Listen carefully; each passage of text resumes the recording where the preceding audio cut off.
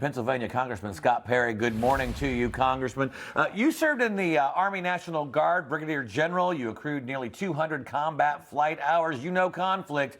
Do you think economic warfare can bring Iran to heel, or is it still going to take the military and possibly even boots on the ground?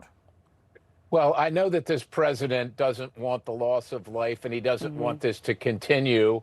And he's looking at the best options that he has. And this, of course, is unprecedented. We know that some of the Gulf countries like the UAE have already told their citizens that they won't be participating in any trade with Iran. And so I think that we've got to give this plan an opportunity to see just exactly what it looks like. We haven't seen anything like this probably since World War II.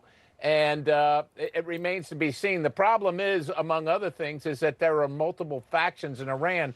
There are some that want to have peace and want to get this behind them, quit attacking their neighbors. Unfortunately, there are some hardliners who think that the only way to get to heaven is to kill everybody else that isn't like them. And as long as they have any authority there, they continue to resist. It's at the end of the day, this is going to take the Iranian people, whether somebody militarily handles this or economically handles it. The Iranian people eventually are going to have to stand up for their own country. We certainly know it's difficult. We know it's dangerous. We know it's life-threatening. But that's the final. That at the end of this, that's going to be the answer to all of this. And right now, it seems the American people are worried more about their own gas prices and trips to the grocery store. A new poll from Reuters showing that approval for the war has fallen to its lowest level since the conflict's early days at just 31%.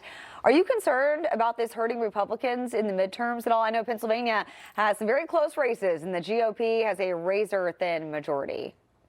Yeah, look, nobody likes being at war. Unfortunately, you can't get your enemies to stop being your enemies. The Iranian regime started this 47 years ago. They've been killing Americans ever since, and they threatened not only America but the whole world with nuclear holocaust.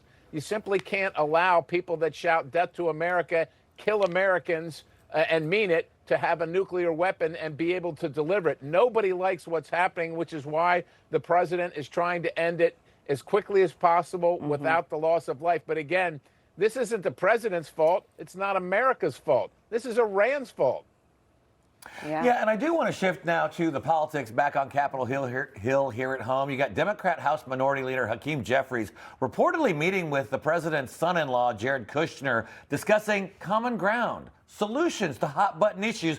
But, of course, progressives and the radical left can't have that. So that forced Hakeem Jeffries to post on X saying no one from the Trump cartel is going to get a pass. And I'm not exactly sure a pass from what? Lower gas prices, dealing with the mess that Biden left him. But what do you make of Hakeem Jeffries saying that no one in the Trump administration gets a pass? Well, unfortunately, it's just a sign of the times where even the so-called Democrat leader in the House of Representatives can't do what's good for America because the Democrat socialists, so-called, the communists in their party that they have opened their tent to, are now calling the shots. And Hakeem Jeffries wants to try and keep his job as minority leader, and so he has to pander to them, even if it's bad for his country and bad for his constituents and the citizens. That's just the state of affairs on in the Democrat Party right now. Yeah, great point. Congressman Scott Perry, always great having you with us. Thank you for taking the time this morning. Thank you. God bless you. Information. Truth is freedom. Is Newsmax.